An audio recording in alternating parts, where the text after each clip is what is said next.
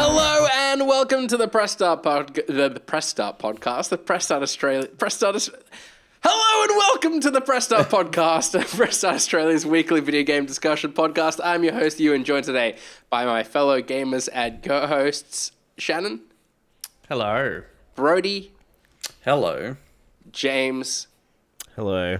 And Kieran. Hello. There was a moment of hesitation as I decided which way around the circle I was going to go today as I introduced you all, and whatever happened during the intro. I don't know what that was. Just my brain fading. On the show today, we're going to be talking about Brodie's AFL 23 review and Game Freak's freshly announced new project. But first, James, you have reviewed The Legend of Zelda, Tears of the Kingdom. So that's where we're going to start today. We previewed this game quite recently, in which we spoke about what it needs to do to build upon Breath of the Wild to bear the same sort of impact today as it did upon release. Its predecessor did upon release. Has it delivered? Yes. The pregnant pause. I love it. Yes, excellent. Elaborate. I think overall it has. I think I've been pretty clear with a lot of people about how I felt about Breath of the Wild. Like I thought it was a good game. I thought the climbing was great. I thought there were just so many aspects of it that were really good. But it just didn't hit the mark for me as a Zelda game. I didn't think it was perfect, like a lot of people felt. So like I was going into seeing all the trailers for Tears of the Kingdom. I was like, oh, I don't think it's for me. I think they're like just doubling down on what made Breath of the Wild really good. And that's fine, but like it's just not what I like about Zelda anymore. So fast forward 80 hours plus. Oh wow. And I really like it. I think it is everything that I kind of wanted Breath of the Wild to be. Well, also, like, obviously it still feels like a sequel to Breath of the Wild in a lot of ways, and I think if you go back and play the first one, because I'm surprised a lot of people are doing that, because I feel like that agreed. Do you know what? Yeah, it sounds do you like know a what I mean? burnout situation. It isn't like this. Well, it's the same map. Obviously, it's changed a lot, but like I feel like a lot of this, like for me, it was very like distant familiarity. Do you know what? Like returning to this world after so many years, and that's kind of what the game is. For Link. I can't imagine the combat's changed terribly much either. Combat's like, pretty... I'll get to that in a sec, but sure. In terms of... Yeah, like, story-wise, like, that's what the game is for Link. He's coming back to this world after so many years, and so much has changed, kind of. And you remember some bits, but you don't. Like, I feel like that's a really good way to approach it, and I'm really glad I did. Because I feel like if you've been playing Breath of the Wild or smashing that in the last 2 weeks, like, it feels all the same. Like, it's almost a continuation. And I don't say that in a bad way. Like, I know a lot of people throw around these days for a lot of iterative sequels, like, it's just DLC. But, like, I feel like this is way more than that. Yeah, like, I don't really know where to start. But, like, it's great. Like, it is genuinely the most fun I've had with a Zelda game for a long time. I can appreciate how it reminds me of Elden Ring in that it's not scared if you don't see everything it has to offer. Like, it doesn't throw up these checklists for you to go and do. You just discover everything organically. It's probably one of the best open worlds I've played in a game for a long time. In that way, like, obviously, I still have played a lot of Assassin's Creed and Far Cry's and Watch Dogs, all that kind of stuff. And they are all obviously a very specific kind of open world. Ubisoft open worlds for starters. Yeah. But obviously, like Horizon. But even like Horizon, I think was the last big one I played besides Elden Ring. They are all very much checkboxy sort of things. Like, you know what I mean? Like it. But with Zelda, like especially this one, there is just like so much packed into that world, and it's all good. Like it's not just shit. Like go find me 5 pieces of wheat or go save this person. There are quests that obviously put a watch on a grave tombstone. I guess I think you opened with this that you liked Breath of the Wild but didn't love it as much as everyone else. I guess I don't know how much you want to go into like spoilers and mechanics and stuff, but I guess what were the main things that like I think changed your mind on this type of Zelda game? Yeah, obviously I won't spoil like story. Obviously gameplay, in terms of gameplay elements, it's just more. I don't know. I just feel like the world was quite empty, and I know I know that that's not how a lot of people feel with Breath of the Wild, but there just wasn't a lot to do. Like the shrines were good, and there was 150 of them, but they all had the same look, the same vibe. They were all quite simplistic in their approach. The shrines in this are a little bit more, not complicated, but like there's just a bit more to them, and the new powers that you have are also. They encourage you to really think outside the box quite a bit, and I really appreciated that. So that's like one aspect. Obviously, enemy variety was a big problem, I feel, in the first game. Like, I feel like there's about 5 enemies. Or, like, I'm probably misremembering, but there weren't a lot of enemy types in that game, in Breath of the Wild. And in this one, you've got a lot of enemies that you can encounter in the overworlds. But the bosses themselves are actual bosses. Like, they're not just like a weird spirit with a sword like they were in the Divine Beasts. And obviously the villain has presence again. Like Calamity Ganon as a villain was really just this big smoke cloud that corrupted people. And like, do you know what I mean? Like there was no villain. Like Ganondorf is a bad guy who's like big bad there and does like mean things to people. Like he's a bad guy. Like whatever floats your boat. But like you want a like imagine if like a physical being that you feel is gonna get you. And that's the other thing, obviously, as well. The Divine Beasts were the same visually. One of them, I think, when I first played Breath of the Wild, I did in 10 minutes. Not even on purpose, just like that they were just very simplistic. Yeah. And the replacement for Divine Beasts in this game are still closer to dungeons than Divine Beasts, but just having like that theming that goes in with the story, like it just feels like a better realized version of Breath of the Wild. Yeah. I mean, I know you and you hate Breath of the Wild. So like, what do you? I don't hate Breath of the Wild. That's an unfair like you characterization. pulled out your Vita this week because that's how much you don't want to touch your Switch. I don't know why I did that. I still don't know why I did that. No, my complaints with Breath of the Wild is it just kind of felt a bit overhyped from my position. Like it was a great game and I loved what it did, but the way people were talking about it was like the second coming of Christ, and I just didn't feel that way about it at all. I thought the climbing, which everyone was like pointing to, it's like it's amazing, you can climb anything. I'm like, what's the point if you're just scurrying against a flat surface, kind of watching an energy meter tick down? Anyhow, that all aside, what I was like particularly keen to hear about from you was how they had kind of fleshed out the Divine Beasts and kind of made them a bit more dungeony. Are you hesitant to get too into that? Like, is that kind of a spoiler? Like, is there kind of systems at play there that you think are best really hard. left It's hard to explain without, because I know a lot of people have been avoiding stuff with this game. Sure. I would even argue that Nintendo wants you to, because they've been quite vague with a lot of the stuff that is here. Like, there is an aspect to the game that they haven't even really shown in marketing, and like I'm shocked is that bigger part of the game, if that makes sense. Yeah. Anyone who plays it will understand what I mean. It just in terms of the way that the overworld works. There's like an element there that hasn't been shown anywhere. It's not in any of the key art. Like, and it's very interesting that they kind of got away with this. Yeah. In terms of it feels a lot like.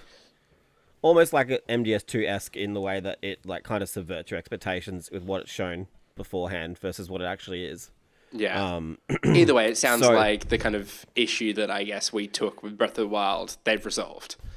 I would say almost every issue I have with... Well, no, I know every issue I have with Breath of the Wild has been resolved here. Like, in terms of... Even just as an example, I know degradable weapons, a lot of people... I understand the role that they play in Breath of the Wild and the reasoning behind that design choice. That's obviously still here. But with Fuse, you can literally just pick up a rock and a stone and you've got a hammer. And that's a powerful weapon in the meantime.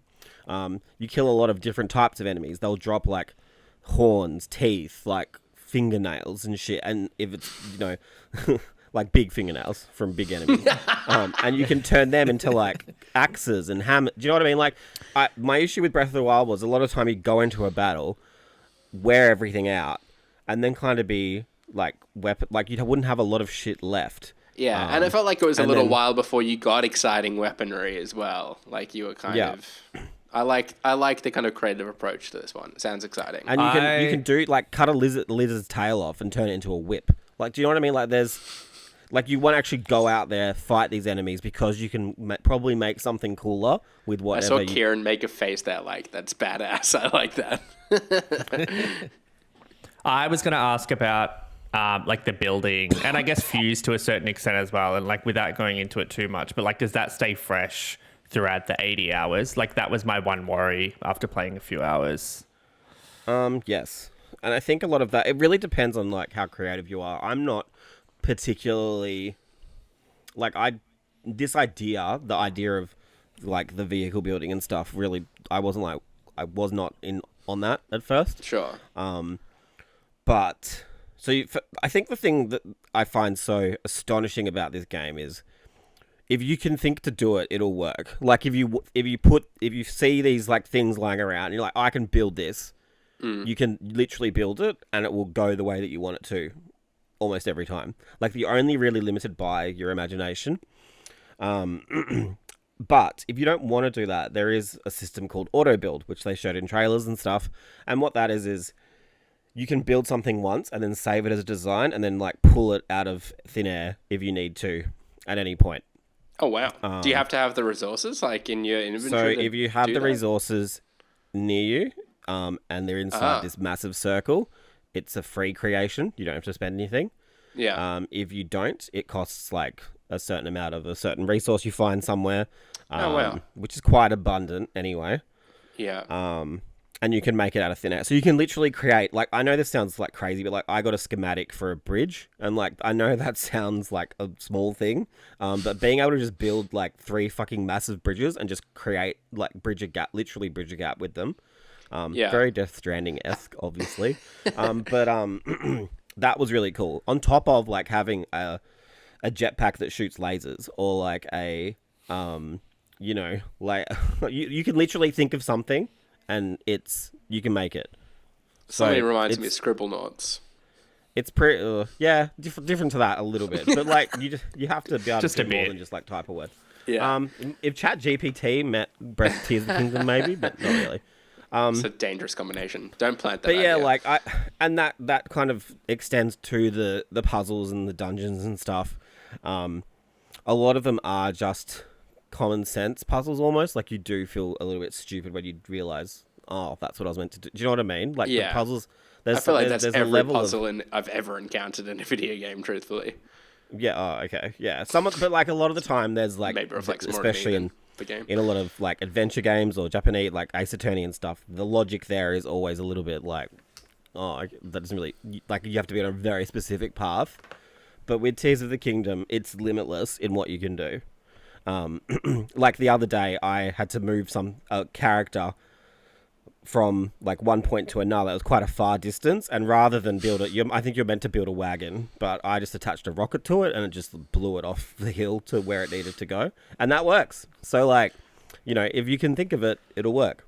I can't wait to see all the unhinged things that people create in this. There's already been some pretty fucked up shit from the leaks. Like someone made a giant naked man who shoots flame from his crotch. Like that, you can do it. If you can think of it and you've got that willpower to be bothered, you can do it. Did it? Literally. I'm conscious that Shad and I are bombarding you questions. Kieran, Brodie, that's what I want. By all means, if you want to jump in, please do. Does it ever feel hacky though? Like the stuff you're creating. Like my kind of worry was that you would bend the games in ways that it kind of.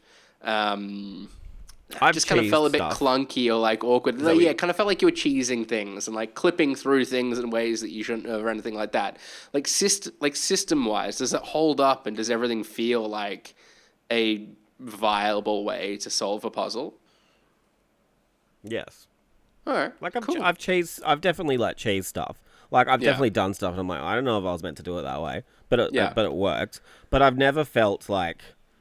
It's not like the things I remember, like, back in the day with Skyrim as an example. I remember that someone would work out a way to clip into a rock and then they could just keep shooting at a dragon until it died because they were stuck in the rock, they were protected. You know what I mean? Like, that kind of cheese in it. It's not like that. It's more just like, I thought of that, and because of the systems and how they work, it worked.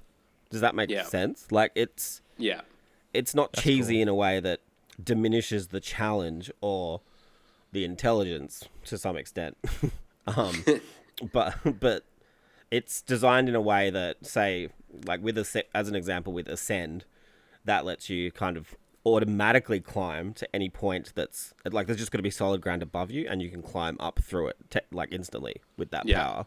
Yeah. But because of that, like the world is quite carefully designed in areas where they don't want you to use Ascend. It might have higher ceilings, or it might have the bits on the floor that give you that step up to be able to ascend, as an example. Like it's still, I've never played a game that is like so like meticulously designed to kind of guide the player to the solution than this. Like it's not without being like here like, and like flashing a waypoint in your face 24/7. Like obviously there are still quest markers and stuff, but like the solutions and all of that they give you are just like they're just smart. It's just a really smart game, and I don't think I would have ever I mean, I could see that in Breath of the Wild, obviously, but I just felt like there was potential, and I don't feel like they ever reached that potential. I feel like the systems were always there. There was just they needed to kind of build all that up, and they've done that like perfectly here. Like it is, it's crazy to me. Like I genuinely think like you are missing out if you don't play this, because it is just so smart. I guess that was like one and of my I was ready to too, not is like that, this. like, I think that's the other thing. Maybe my expectations were low, but like I was really ready to think, oh fuck, like they're going with this full ham. But it's genuinely fantastic. Yeah. I can hear it in you that like just how excited you are about this game. It's good. And what you were saying there, like that, I suppose that was. Sorry, I might be experiencing a bit of lag, but my only sort of concern, which I think Brodie, James, you've reassured us of, is that like when they're introducing all these new systems and these crazy kind of functionality available to the player, like does the design continue to hold up, or like is it too restrictive? Is it not restrictive enough? It sounds like they got the balance just right, so that's really cool to hear. It even like you come across like a cave with a lake, and you need to cross the lake. But you can build a raft that's powered by fans and just like drive across it. If you don't have any bits, you can like mix your arrows with like ice jelly from the jelly creatures or whatever, and freeze platforms across. Yeah. Do you know what I mean? Like there's just you can shoot like something down off the wall and use that. Do you know what I mean? Like there's different ways to do it. If you've got no power, you can jump on it, use a leaf to blow air behind you. So like a manual raft, like manual boat kind of situation. Like there's so much you can do. And the crafting is fun. I hate crafting in games. Like I fucking hate it so much. I think it's like one of the worst things like in games in the last 10, 15 years. Like it's so boring. But this is just like so fun. Like you just don't get bored of it. Like even like so obviously there's weapon mixing as well. You can attach like a cart to a shield, and then you've got your own skateboard. Like you can all the weapon stuff that you can attach. Do you know what I mean? Like it's just really cool stuff. Yeah. And like you think like what the fuck have they been doing for 6 years? And like when you think about all of the stuff that's in this game functionally and testing all of that, like the fact that it's even come out in 6 years is, I mean obviously a lot of it was built. I should probably bring myself back to earth. But even getting like all those systems, like getting all of that code, I guess, working is kind of nuts. Like but you say, and then I say that a lot of it's been built, but like that whole map, that original map, like it's been broken open for literally and metaphorically, with like cave systems and stuff, and then there's like another map underneath it. Like there's just so much there. It's like it's literally double the size of the last game, plus more, and just as dense. Maybe more dense, I should say. Suddenly sounds very daunting. Kieran, I'm conscious you had a question. Yeah, sorry. I did. Oh, yeah. It's the only thing I think that we haven't touched on so far, and obviously we're probably avoiding it mostly because we don't want to spoil anything. But like story-wise, I think the only real problem I had with Breath of the Wild was how the story was delivered, which, I mean, it was 6 years ago, so maybe I'm misremembering some of it, but James is gone. I just saw this look of panic on James's face, and then he just disappeared. What did he no. press a wrong button and shut his Nintendo computer was like, down or something? Was Yeah, it, like, Nintendo just DMCA'd him before he could say anything. did his computer run out of power, or I'm just continue to speculate until we hear otherwise? Let's all just dance until he's Yeah. back. Well, everything we were hearing about Tears of the Kingdom sounded very exciting. I did want to ask about the story too, Kieran. Wise to ask that. We can always double back to it, I suppose, if he ever returns. Oh, here he Oh, comes. he's back. He's back. Sorry, I don't know what happened there. We're speculating. We that saw Nintendo this had moment of panic on your copyright struck face, you. and I was like, "Did you press the off button or something?" No, Like, what- sorry. I knew we were going too far. I had to fuck something up. I heard Kieran say story. Yes. The only, like I was saying, the only real problem I had with the only real issue I had with Breath of the Wild was like it never really felt to me like you were like pushing through a story. It was just you would go somewhere, do something, and get like an extra little bit of it. And then if you went and did the other right thing, you would get another little bit of it. Is it still delivered in that kind of way, or is it without spoiling obviously what happens? So just to make sure I'm understanding you right, it's more that like shit's happened in Breath of the Wild, and you're just like seeing what it was. That was the issue, yeah. Yeah, like it never Yeah. really felt like there was anything happening in the moment. Yeah. And there was yeah. like no urgency, right? Like you would only going Yeah. to get the next kind of story development when you chose to go and do the next objective. It wasn't really. So in terms of driven the along. urgency thing, that's obviously still there. I don't know how you fix that with a game that's open world, you know. That's fair. In terms of what Kieran was asking, it's a mix. I don't. Yeah, okay. I'm not. It's fine. So I can see him struggling. I plead the fifth. No, but like Nintendo's lawyers are watching. There's definitely still an element of you see a lot of stuff in flashbacks. But the flashbacks there's a mix of immediate flashbacks and long, like a while ago flashbacks. But they're woven together in a way that is. Did we just lose James, or is it just me? It's gone again. A few moments later. All right, James, you're back. I'm We sorry, have I don't know what's some happening. technical My shit's difficulties. just turning off. It's all good. Yeah, I hope it's good now. We're here now. You were kind of trying to tell us what you could Yeah. about the story of. I think Kieran the said that Kingdom. like I've done it, and I think I have the best that I can. But to answer your question, yes, the story is more engaged. It's much more engaging, which is my word of the week for this review.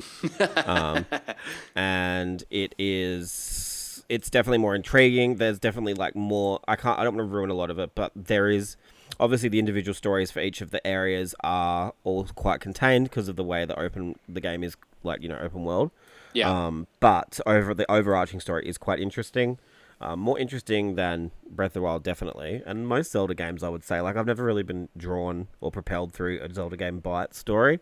But in this one, like, I was keen to get through it just to know what happens, like, let alone experience it all. So, yeah, that's probably the best Very I can cool. do without ruining it. But there is some really cool, like, mysteries there. A lot of, yeah, stuff I'm not going to say anymore. I don't ruin it. I'm just going to keep going and say something, so I don't want to... Well, I'm conscious we're going long on it now, but I did have a couple of questions, unless anyone else got anything else to ask, just to close it out. Firstly, 80 hours in, I think you said you had played. You've obviously seen out the story, but like, are you still finding you've got stuff to do, or are you kind of nearing what you wanted to play of the game now? I could keep going, for sure. Yeah. Obviously, like, I would love to get onto Star Wars, which is the game that I kind of feel like I've not missed out on. I don't want to be like, poor me, but like, I got to play Zelda. I got to play Zelda the best way too. Like, I feel like not being able to Google anything for this game has been so good. Like, just being able to just discover it all and organically. So like, yeah, I could keep going for sure, in terms of talking about it and playing it. But yeah, like, I think I'm at like 60 to 70 shrines. I think I'm at 70 shrines now. There's 150 all up. Not going to do all the seeds, because that's insane. You're not a masochist. You're not meant to do them all. Like, that's why they gave you a poo in the last game for collecting them all. So, don't do it again. Yeah. The stuff that I want to do is spoilery, so I won't say it. There is a post game as well. I will probably mention that. I'm not going to say what it is, but there is a lot to do after the story has finished, which is really cool. Yeah. Wow. And then finally, seeing as we've not actually mentioned it prior, and I genuinely don't know, like, what did you settle on as a score for it? Have you even settled? Yeah. I have settled. We did record these a little bit before the final touches. And hopefully by the time you're listening, we have. So I was going to give it 15 out of 10. No, so... Yeah, so, but, like, I sat on a 10. Which... Love to sit on a 10. Yeah, like... I'm not a 10 person. Like, I just want to be clear. I know I've already given one this year. 2 in a month. 2 in 1 year. Yeah, I've got to catch up to everyone else. No, I genuinely could not find much wrong with this game. Like, we can probably talk about, I'm in my review, there were 2 negatives. One is more subjective, but the main one is mainly, obviously, the performance is not as good as it could be. Better than Breath of the Wild, better than Pokemon though, better than most first party Switch games. Yeah. And I feel like the comparison to Pokemon is high praise, but comparison to Breath of the Wild perhaps is... It's better than Breath of the Wild. It's better than, like I said in my review, better than most games I've played on my Switch for the last 12 months that weren't a GameCube port. So, and then obviously my other one was like the dungeons or Divine Beast replacements, whatever you want to call them. They don't have a name. They are quite good still. Not quite as detailed as the dungeons, but I feel like that is a very subjective negative. Like, I know a lot of people, and you think about it like in the big scheme of things, like what's here is very similar to a dungeon. It's just more open, which is what I like about this. Like, I feel like it brings that open Zelda game play style to the dungeons from the original games to make something quite unique and its own, if that makes sense. Yeah. Amazing. Well, I can't wait to get my hands on it and spend some time with it as well. Hearing your excitement for it, makes me think get the climbing gear early, and then you can climb whatever you want as quickly as you want. I'm sure I'll look for your tips and tricks on where to get that climbing gear. But do go over to the website. You can check out James's full review of Tears of the Kingdom there and see what final score he settled on. I don't know if he's committing to the 10 here and now, but it sounds like he's pretty close. This was in the bag days ago. So. Over on the website, you will also find Brodie's review of AFL 23, which perhaps isn't as flattering, Brodie. Based on the TikToks I've seen the past week, the game is in a little bit of a rough shape. Yeah, and that probably sums it all up. Really, we've come off the back of talking about probably what is going to be one of the best games this year to talking about a game that probably, if it wasn't tied to a real life sporting competition, it probably would have been delayed even longer, I would think. I think it's got issues in that it's an AFL game, which is obviously already hard to emulate. Like, as I've established, it's a very complicated sport in terms of the world of sports. Like, it's played in 360 degrees. There's 36 players on the field at once, 4 umpires now. There's a lot going on, and to translate that into a video game is very difficult, I'm sure. So I don't ever envy the developers in making a game like this. In translating the sport, I feel like it's simultaneously probably the best football game that we've had, but it's also just as bad as all the other ones as well. Like, I've been talking to Shannon a bit about it because we've both been playing it, and I think like the short game in this, like the chip kicks and like just like hitting targets around the field is really good. It's just like other areas where it's still like super inconsistent, like tackling is a bit rough still, marking is a crapshoot, even like rucks in general can be pretty, inconsistent. You don't really ever know what you're going to get. But I think my biggest gripe with the game, like aside from, its failings in gameplay and like a lot of the bugs that it obviously still has despite being patched to within an inch of its eyeballs in the first week already, is just the fact that it feels less feature complete than like past games that we've had. Like, it's already launched without state leagues. It's launched without I vaguely remember one of the games having like a be a pro mode almost, like where you would follow your player, but maybe I'm misremembering. But there's nothing like that here when I feel like it would have been a fairly easy integration. The online, you can't even like play your mates. Like it's got quick match. That's all it's got. There's no like ranking system to make it worthwhile. There's no XP. It performs pretty well. Like there's no real latency to speak of. But the fact that I can't go, Shannon, do you want to have a game of footy tonight? No, can't do it. You never would. Never. No, hey, I was going to that night, and then you told me it wasn't possible, and I was like, get in. I waited until you actually asked and then said you can't. Yeah. And like obviously, like the commentary is still woeful, but yeah, like it just feels like, and the annoying thing is that the game I'm speaking about now is probably not even the same game it's going to be in a week, because they are patching it very consistently, and they're like pouring modes in as they're ready. Basically, it's like it comes out the oven, and they're like, "Ooh, get it out there." So I mean, it's hard, but I feel like consumers probably deserve to know the product that they're getting right now. And if you bought it right now, you're getting a game that is not feature complete and it is buggy. But yeah, Shannon, sorry. I don't understand, and this happened with AO Tennis 1, I think, and probably other big games as well that I just haven't played, but I don't understand how there can be so much wrong with a game on day one and then so much of it gets fixed within patches, within days. Like, I don't understand how within like 2 weeks of a game so much can be changed and fixed. But like in the months leading up to launch, especially because it was delayed, if the changes were that, I don't want to say simple, but if you can change that much within days, like why does it launch? Is that the case though, or is it like as soon as the game's kind of going gold and like its certification that's like for a launch month gap at least? Yeah. So they probably know what the day one version was going to look like. But those patches go through cert processes which take weeks. They can't take weeks because they're changing. There's been like 6 patches in a week. I don't know. You're probably right. I don't know how. I don't get it. But then they also had that month delay as well. Yeah. Which I don't get it. Anyway, we don't understand game development. I don't. Perhaps it's them just like kind of experimenting. Like, let's just try this. Did you guys played it early, right? Yes. Somewhere. Like an event. Was the game I've reviewed today, and the tent event was that.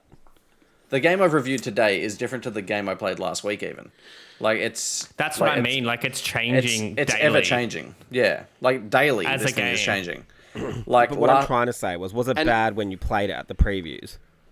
No, like so I know people that played a week before launch, and that was totally different again. But that was the same with tennis. Like I don't understand how there can be that much difference. Yeah, I did hear from a couple of people, like I wish I could remember who I saw speaking about it on Twitter, that it kind of regressed a bit though, like between the preview event and what was day one. Unless we're not up to that patch yet. Maybe that's a newer patch that they've submitted. It might be what Brodie's saying, like you fix 3 things and 10 other things break. Like it's just a balancing act of game development. It's just interesting that they can, I don't get it. I don't think it happens with any other game. Well, it doesn't. To this level, is what you're trying to say, right? Yeah, but I mean, it's... it's that interesting scenario that is this AFL game, because it like is serving a relatively small market, right? Like, in the grand scheme of things, it's not going to be played by 26 million people in Australia. It's going to be a much smaller percentage of that. So it's kind of working with limited resources and budget, I suppose. But the game's going to be broken. I don't really get it, but I don't know. Yeah, it's odd. I'm not saying it deserves a free pass. I'm just saying no. You're right. Explains. Yeah, it's not as surprising as if it might be more doesn't help surprising that it that keeps Jedi Survivor developers. comes out and it's in the state that like this is Big N's first game since 2010, 2011 in AFL. So.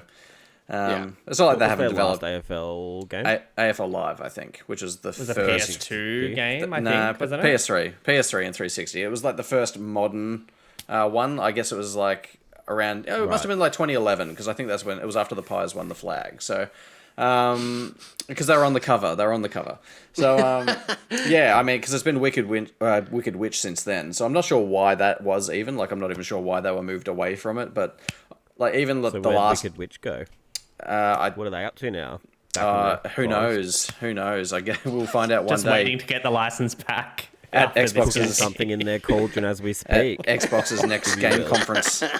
Yeah,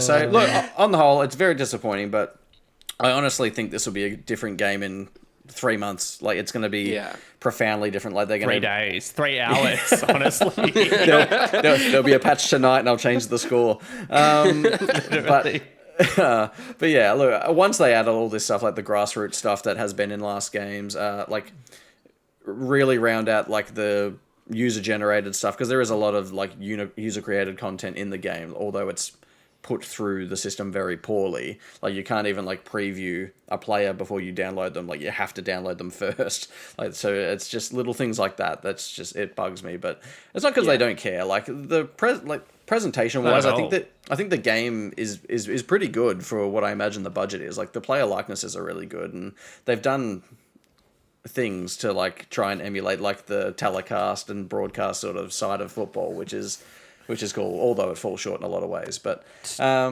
yeah, I'm keen to see where it ends up in a handful of months. I did love the clips of the coaches substituting the goal umpires. That's what I'm like, how does that even happen? Like, I don't understand. It's the same model. To Brodie's point, though, like, I think the annoying thing is, like, there is actually a good game here. Like, it's fun kick to kick. Like, you feel like you can actually target. Like, it feels satisfying. I've played online games and it actually works quite well. So it's a fun times, but just people are experiencing crashes and all kinds of things still, which we just don't see to that level. That has been my experience. Is that I think the most fun I had playing it so far was during the James just hates football. He's gone. I think the most fun I had was playing the online, because I just feel like there's a lot of things with the AI when you're playing the computer that. I think I said in the review, like, there's nothing more frustrating in a sports game than having things done against you that you physically can't do because of the systems. They just don't work. So like when a computer player gets like a clearance and then hits a handball to the side of the square and stuff, which if I try and handball, it literally either dribbles along the fucking ground or shoots 90 meters in the wrong direction because it's a bug. So I think the fact that everyone's on like sort of like a level playing field online definitely makes it more fun. I just wish I could play with my friends. So, yeah. But that'll come, I'm sure. And then I can play with Shannon as well as my friends. So, and it'll be a 10. That's right. The second that happens. It'll elevate itself. All things in good time, hopefully. Alrighty. Well, whilst we wait for AFL 23 to get some patches, and James to we'll return. also be That's what I thought you were going to say. Yeah, right. Poor James, clearly having some internet issues today. We're also going to be waiting for Game Freak's upcoming game that they announced today in partnership with Private Division. They revealed it's a new IP, and although not much is known about the game at this stage, they did confirm that it's going to be an action-adventure nicknamed Project Bloom, and we got to see some concept art. Kieran, I might first come to you. Firstly, what was your reaction of this announcement, the concept art? Do you have any inklings what this game might be at this stage, albeit it is very early? Yeah, I mean, it's pretty hard to say. Like the vibe from the concept art, like the kind of lone swordsman standing in this like lush forest. Like I'm all for that. That looks really cool. It seems like it's going to be an aesthetically, kind of engaging game at the very least. But also like Private Division have been publishing some good stuff, so they obviously sort of know what they're looking for. I recently like did a preview for After Us, which is another game that they're publishing that was very like artsy and like aesthetically pleasing and stuff. So like if it's in that same sort of vein, I'd be keen to see what it's like. Game Freak's like non-Pokemon stuff to date, like their more indie-ish stuff hasn't really been that compelling. But with a publisher like Private Division, I'm sure they're going to get the resources to kind of push that a bit more. I got the impression that this was going to be like a pretty substantial AAA, I guess, if that term's appropriate in this use case kind of experience. Is that your gut feeling as well, that this is going to be like a bigger kind of RPG from Game Freak than perhaps what we've seen before? I feel like it's probably going to be a little bit more, like a little bit smaller in scope. Maybe not fully like AAA blockbuster, but something I guess in between. But I mean, it's hard to say from a piece of art. Yeah, some people were kind of talking around the game as well, I suppose. Shannon, maybe to you. Do you have much kind of faith in Game Freak stepping away from Pokemon? Are you excited about them doing other things and can see them turning around a quality game otherwise? I think so. Like, obviously, they make one of the best-selling games in existence. I don't know. They did another RPG or something recently, didn't they? Am I making that up? I think they did Little Town Hero. Little Town Hero. Which I think was like not that well received. Yeah. Pokemon Scarlet and Violet too. That's, the little game in that. Yeah. No, I'm excited to see what they do. Like, I think, I guess Pokemon hasn't innovated a whole heap. It has, but like the core formula has stayed the same. So they haven't had to prove themselves as a developer much over the last 10 or 15 years. So, I'd love to see them break away from that, knowing that they can stay on Pokemon for the end of time, until the end of time. James, I feel we've spoken in the past as well about Game Freak maybe benefiting from taking a break and stepping away from Pokemon, albeit temporarily. Do you see this as kind of a positive move for them, and you happy to see it kind of delay future Pokemon titles for the time being? Do we know that's what's happened, though? Well, I guess I assume they'd have other teams within Game Freak working on different stuff. I've got no idea how big the I can studio is, still see them shitting out a Pokemon game next year, regardless. Like, so yeah. I mean, I know that this year, obviously, they're working on the DLC for Scarlet and Violet. Never say never. Yeah, no, 2 Pokemon. Yeah, why not?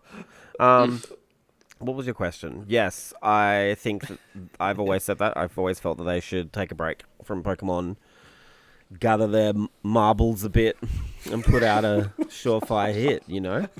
I don't even know if that's the same. Project Bloom. Yeah. Put all your marbles into bloom. Absolutely. Yeah. I don't want to be mean, but I don't think Game Freak is like a good developer. So I don't know. But I don't know. I feel like that's...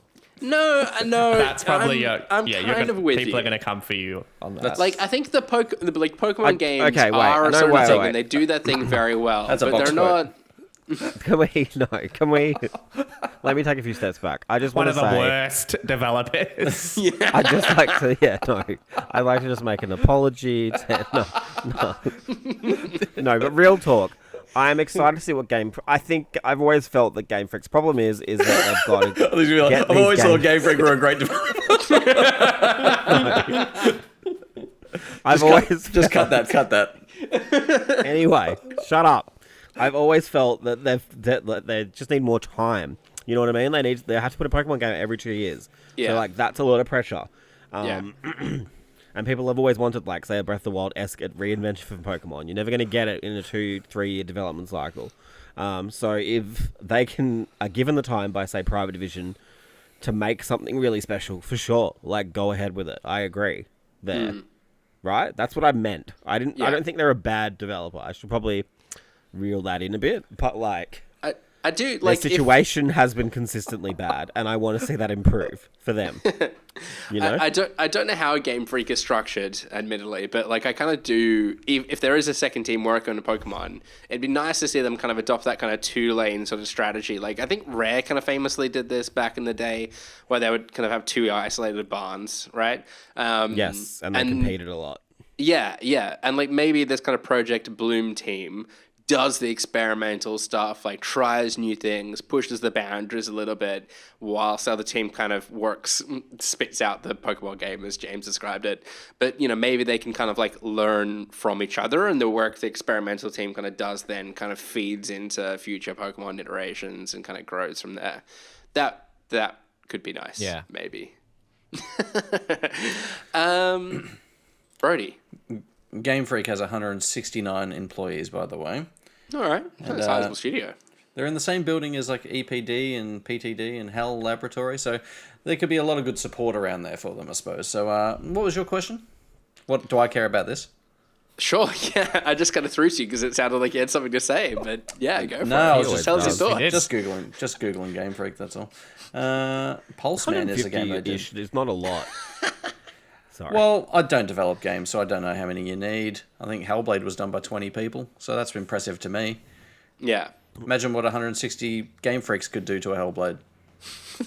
There you go. Think about that. I can't even fathom. Get your marbles up that. Anyway, Ewan, Absolutely. drive In the this train. spirit of hard truths, Xbox boss Phil Spencer opened up on the company's failures in a tell-all interview with Kinda Funny in the week.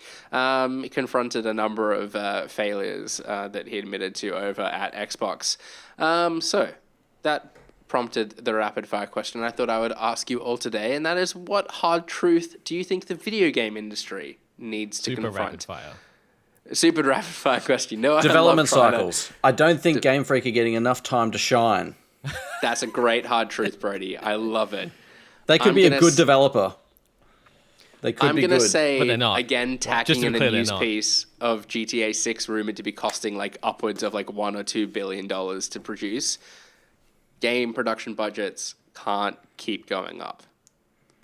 Rein them in. That's my hard truth. That is a lot of money. Yeah. Kieran, what's your hard truth? That people that digital soundtracks aren't a good pre-order incentive. I've never once listened to a soundtrack on my fucking PlayStation. I just sat there very and put good. it on. Don't they all eventually come out to Spotify anyhow? Like, isn't that Yeah. just... Yeah. Shannon, That is a good call. Yep. what's your hard truth? I don't know. I don't know. Just stop hating on outlets for advertising for games that has nothing to do with reviews or anything. Like, either high or low, we can never win. So just fuck off. Who in hurt your you comments. today? That's, Where did this come that's from? all I can. That's all I can think about. I thought you were going to say hard truth. Every game Wow. should be either a tennis game or an Ape Escape game. There's no room for any other. Ape No. Escape should. I was going to say Ape Escape should. When they do return. Ape that is the hardest. truth. Instead, he's told the audience to fuck off. Yeah, if you're coming at us in you the had two comments, just think choices. about it. Well. Like violence. Follow that, James. What do you think about our audience? Nobody wants to engage with your games as a service element. Ooh. That's my message. I was to expecting Rocksteady. something a bit spicier from specifically. you, to be honest. I'm a little disappointed. He was too real. shaken by Oh. me. That was too real. Yeah, I don't want to just outwardly tell people to fuck off, but yeah, I genuinely believe that though. Yeah, I agree. Sorry, I don't really have. I'm all spiced out with my 45 laptop reboots this episode. It's all good. It is now time for What the Wiki, the Press Up podcast game show, where the previous week's winner reads part of a Wikipedia page for an unknown game, and we, the contestants, must guess the game. A point is awarded for each correct guess, and the first player to guess two ends the round. Currently in the leader is Brodie on 13 points, myself in second place on 11, James and Kieran tied in third with 10 points apiece, Shannon on 8, and James W. with one appearance on nil points. But Shannon, you bagged the 2 points last week, so you are today's host, hence Brodie's excitement. This could go He anywhere. always loves it Yeah, when you just when you host. thought I'd had my lowest point of this episode. So yeah, the show is yours, Shannon. Take it away. Amazing.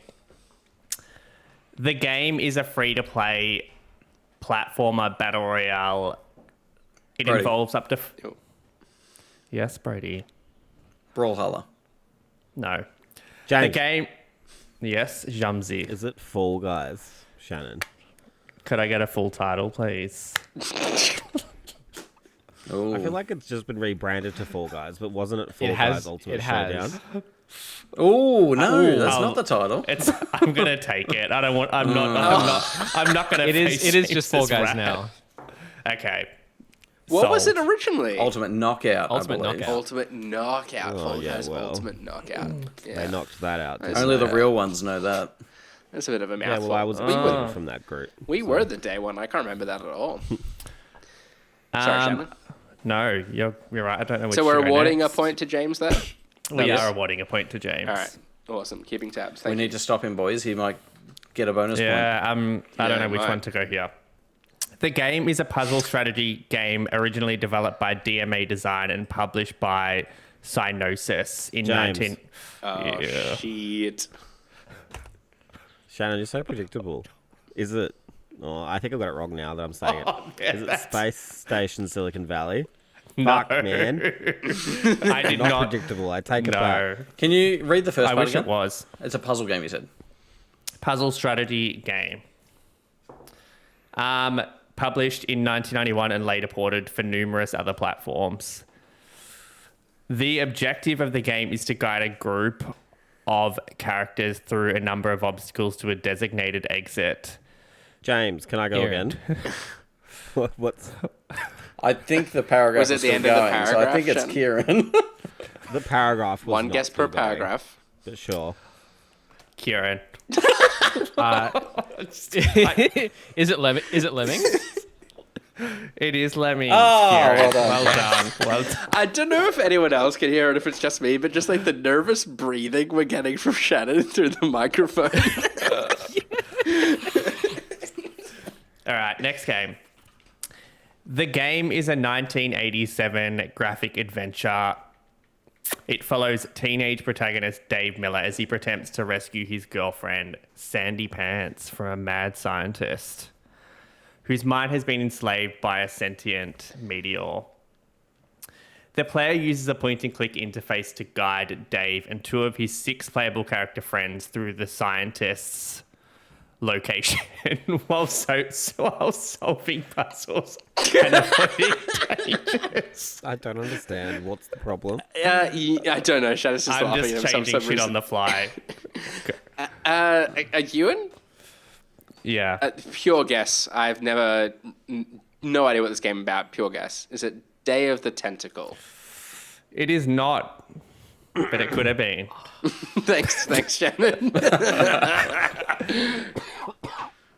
Gameplay is non-linear and must be completed in different ways based on the player's choice of characters. It was initially released for the Commodore 64 and Apple II. It was Lucasfilm's first self-published product. It was conceived in 1985 by Ron Gilbert and Gary Winnick, who sought to tell a comedic story based on Homer films and B-movie cliches. Based on shocked. what films? Horror films and Homer B-movie films. cliches. I heard Homer as well. I'm surprised nobody's got this. I'm scared. Yeah, I'm trying to think of... I'm blanking, totally blanking. I can't think of any Ron Gilbert games. What's that? Can we just get the character's Ewan, name I'm going to again? have a stab in the dark again. I think this is like come much later, but Thimbleweed Park. That's not... No. You were closer way with the first 1980 one. something. Brodie. Yeah. Brodie, yes. Full Throttle. No. It's like they're What's the we're all, character's like, name again? naming the spiritual successor to this. I'm game. going to start at the start again with the context that you have. It follows teenage protagonist Dave Miller as he attempts to rescue his girlfriend Sandy Pants from a mad scientist whose mind has been enslaved by a sentient meteor. The player uses a point-and-click interface to control Dave and two of his 6 playable friends through the scientist's mansion while solving puzzles and avoiding dangers. Kieran. No. There was a big Yeah. hint in that reread of that paragraph. Yeah, you said the word mansion. Was there? Is it? Can I guess? I don't know if this is an actual Someone game needs title. to. That's the game. Is it Maniac? Is it That's how the Maniac game Mansion? We're all Maniac stuck. Mansion, did you say? Yes. It is, if that's what you said. Yes. Well done. It is what I said. Yep, it is. Well done. Great Well game. done. Never even Thank heard of that. God. Never played that game. Really? Maniac Sorry, Mansion. James. Never heard of it. Never heard of It's it. fine. Stolen. Well done, wasn't born Kieran. yet. You win the Google this round. shit. And you get up to 12 points in the process. So just one behind Brodie, myself, and James now tied in third on 11 points.